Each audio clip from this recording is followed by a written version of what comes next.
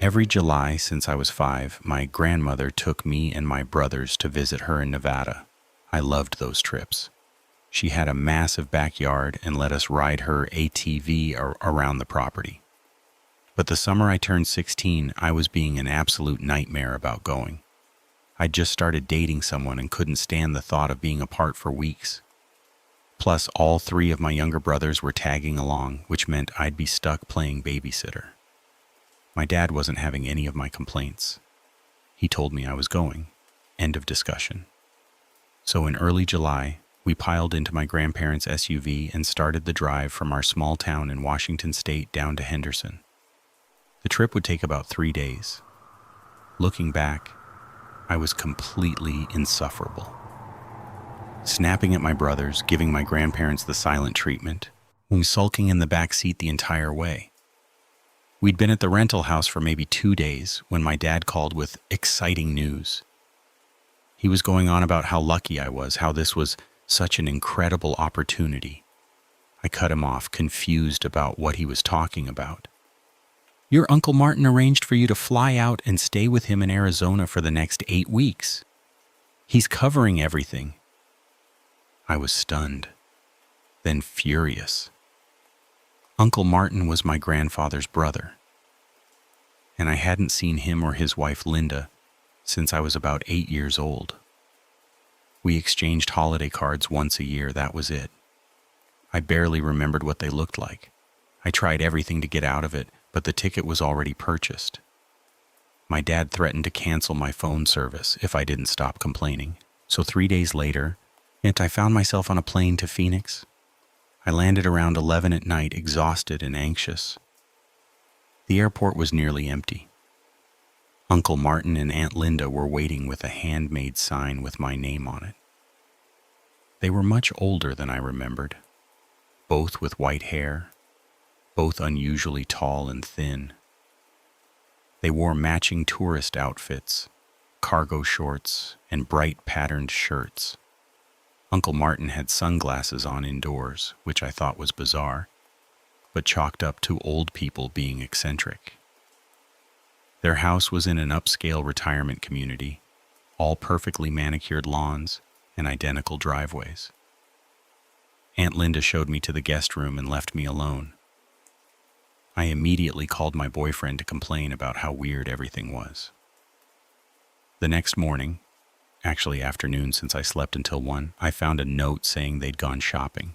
And when they returned, they handed me a gift bag containing the most hideous patriotic-themed sundress I'd ever seen, complete with matching hair ribbons. We march in the Independence Day parade every year, Uncle Martin explained. We'd love for you to join us. Our street's theme is Americana this year. The parade was in 4 days. Until then, they dragged me to every boring tourist trap in the Phoenix area. I was miserable. They woke up at dawn for slow walks around the neighborhood, went to bed at 8:30, had no streaming services.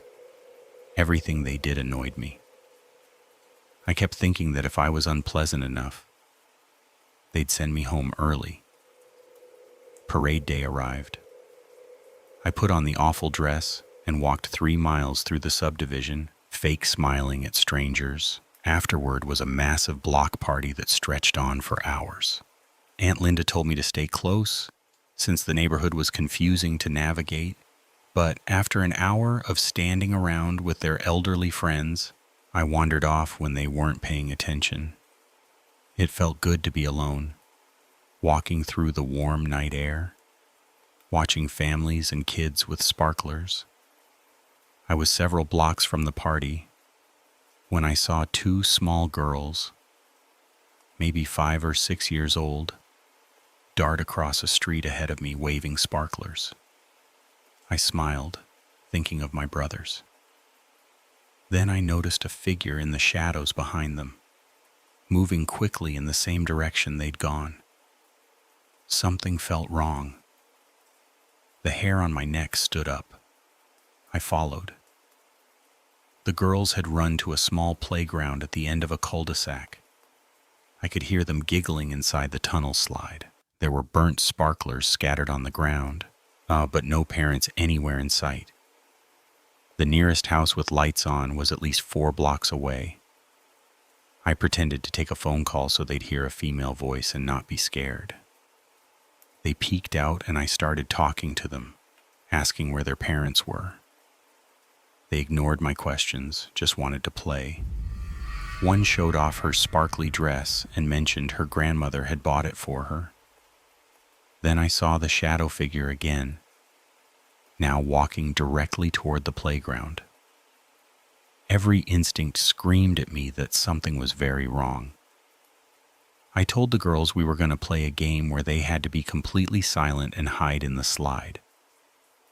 They thought it was fun and crawled back inside, covering their mouths. A man walked into the circle of light from the street lamp, middle-aged, average-looking, slightly unkempt, and he approached me as I sat on a swing, pretending to text. "Have you seen 2 little girls? I lost track of them at the party. Thought they might have come here." The girls had already told me their names. I asked him what his daughters were called. He said different names, completely wrong. My stomach dropped. I told him I hadn't seen anyone. He sat on the swing next to me. He started asking questions. Where did I live? Was I here alone? Did I have a boyfriend? The questions got more personal, more invasive. Then his shirt rode up as he shifted, and I saw the hunting knife clipped to his belt. I tried to act normal, but when I pulled out my phone, he grabbed it from my hands. He kept demanding my passcode, saying he wanted to see what photos I had. I gave him a fake code that locked the phone. He tossed it back, irritated. And then he stood up and insisted I help him search for his girls. He pointed down the dark street he'd come from. His arm went around my waist, pulling me along. I tried to suggest we split up, but he had an excuse for everything. His hand kept sliding lower, groping me. I was terrified of what would happen if I screamed or ran. Then I heard running footsteps and Uncle Martin's voice booming, "Get your hands off her!" He was sprinting toward us, impressively fast for someone in his 70s. The man pulled out his knife. I ran. Uncle Martin drew a handgun from his waistband and aimed it at the man, yelling at me to get back. The man threw his knife, missed, then vaulted over a fence and disappeared into the darkness. Uncle Martin holstered his weapon and pulled me into a hug while I sobbed out what happened. And we went back to the playground and found the little girls asleep at the bottom of the slide, curled up together. I woke them gently and told them they'd done such a good job staying quiet. Aunt Linda arrived in their car. We drove back to the party, which had been shut down. Police cars everywhere. Search parties forming. The girls ran to their grandmother. I gave my statement to the officers describing the man. One cop said they'd had multiple reports about someone matching that description lurking near playgrounds and following children. He asked Uncle Martin why he hadn't shot the man. My uncle gestured at me. "She's from Washington State. Didn't want to traumatize her more than necessary." The next morning, Aunt Linda enrolled me in self-defense classes at a local gym. I spent the rest of that summer training 3 times a week. But I stopped being such a miserable teenager after that night. Aunt Linda never told my dad what happened. Said there was no point worrying him, since it was handled. I don't know if they ever caught that man. But I know how to defend myself now if I ever encounter someone like him again. I just hope I never have to.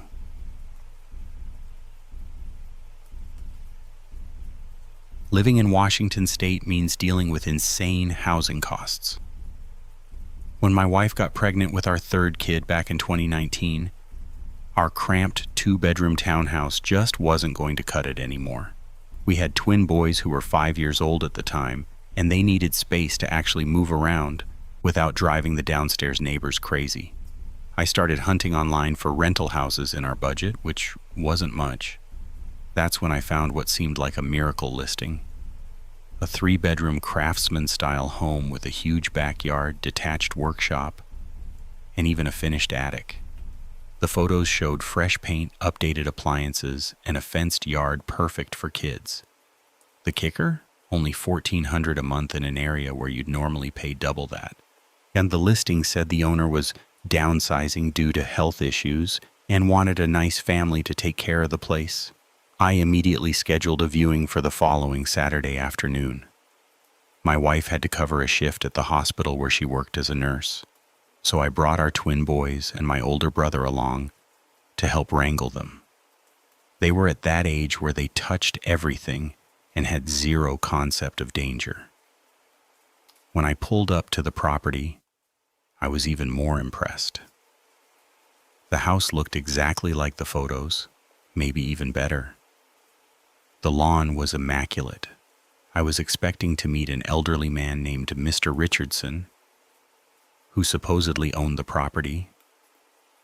But instead, a woman in her 40s stepped out of a sedan, followed by a tall guy who looked maybe 25 or so. Both were dressed business casual and had these warm, welcoming smiles. The woman introduced herself as the owner's daughter-in-law, and the younger guy was apparently her nephew who helped manage the property. She explained that her father-in-law had recently moved into a memory care facility and could no longer handle the stairs or the upkeep. Everything seemed legitimate. They were professional, friendly, asked about my family, and seemed genuinely pleased when they saw I had young children. As we walked through the house, the nephew kept engaging with my boys, asking them about their favorite toys and games. At one point, while I was checking out the workshop and back, he offered to stay inside with my kids, so they wouldn't have to walk through the dusty space. He said it so casually, like he was just being helpful. I politely declined and kept my boys with me the entire time. I've always been the type of parent who doesn't leave my kids with anyone, even family. Call it paranoid, but that's just how I am. The application process required background checks and a credit screening fee of $50. My credit was terrible from some bad decisions in my early 20s, so I wasn't optimistic. But the location was perfect and the price was unbeatable, so I submitted everything anyway. About 10 days later, the daughter-in-law called me. She said my credit score was below their usual threshold, but they really liked our family and wanted to make an exception. She emphasized again how much her father-in-law wanted a family with young children in the house. Someone who would really use the yard and make it a home. I was thrilled and told her we'd take it. Then my job threw a wrench in everything. 3 days later, my supervisor informed me I was being transferred to our Spokane office, effective in 6 weeks. The commute would have been impossible, so we had to back out of the rental and find something closer to my new location. We moved, settled in, but I still followed news from our old county online, mostly out of habit since my parents still lived there. About 4 months after we'd moved, I was scrolling through a local news site when I saw a headline about arrests in a child exploitation ring. When I clicked through to the article and saw the booking photos, my stomach dropped. It was him, the nephew from the rental showing. He'd been arrested along with his aunt, the woman who'd shown us the house, for producing and distributing illegal images of children. According to the report, they'd been using rental properties to target families with young kids, gaining access through offers to babysit or help out. The elderly father-in-law apparently had no idea his property was being used this way. He really was in a care facility with advanced dementia. I sat there staring at my screen, thinking about how casually that guy had offered to watch my boys. how insistent they'd been about wanting a family with children, how they'd waived our credit issues without hesitation. To this day, I'm grateful my job forced that move. I don't want to think about what might have happened if we'd actually lived there.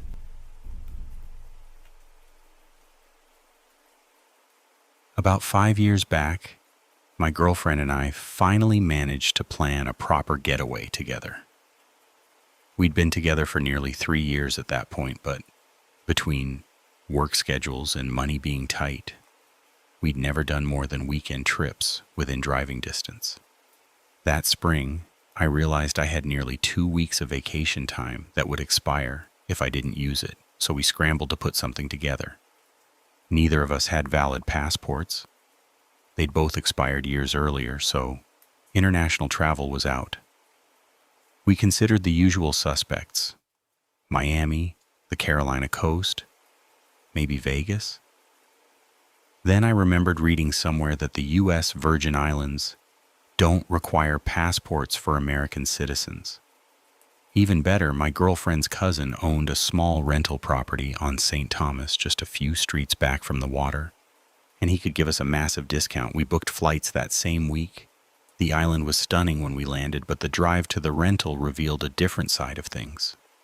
Once we left the tourist areas near the port, we passed block after block of deteriorating buildings, chain restaurants with faded signs, and streets with no markers whatsoever. My girlfriend and I both spoke maybe 10 words of the local dialect between us. Still, the photos of the property looked decent, so I tried to stay optimistic. The 40-minute drive took us deeper into a residential area that looked increasingly rough. Burned-out structures stood next to occupied homes.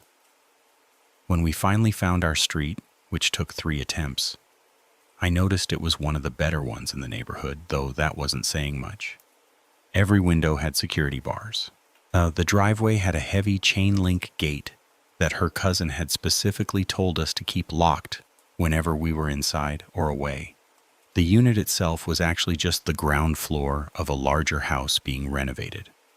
For $80 a week, I couldn't really complain, though the guy who met us there, friendly but speaking almost no English, informed us the air conditioning was broken and wouldn't be fixed during our stay.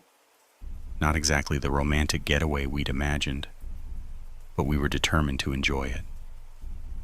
We spent the first 2 days exploring, finding a little beach bar that served decent food, watching locals fish off the rocks, locating the nearest market. It wasn't terrible. The bar had live music on weekends and was only a 5-minute walk from the house. On our fourth night, we'd gotten back late after hiking through some inland trails. We made dinner at the rental, sat outside listening to the tree frogs, and relaxed. Around 11, my girlfriend went inside to check messages, and I decided to walk down to the beach by myself. It was a full moon, the night was clear, and I grabbed one of the local beers from the fridge before heading out. I made sure to lock the gate behind me. About halfway down the first block, I noticed someone on the opposite side of the street leaning into a sedan with the door open. I assumed he was getting something from his own car and kept walking. When I glanced back, maybe 30 seconds later, he was standing on the curb, facing my direction. He wore a blue jacket that stood out even in the dim light, and he seemed to be watching me. And I figured he was probably a resident wondering who the stranger was, so I kept going. I reached the beach 2 blocks later and stopped on a patch of grass just before the sand, standing under some palm trees and sipping my beer. The moon reflected off the water beautifully. Then I looked back toward the street and saw a figure in a blue jacket standing at the intersection I'd just passed.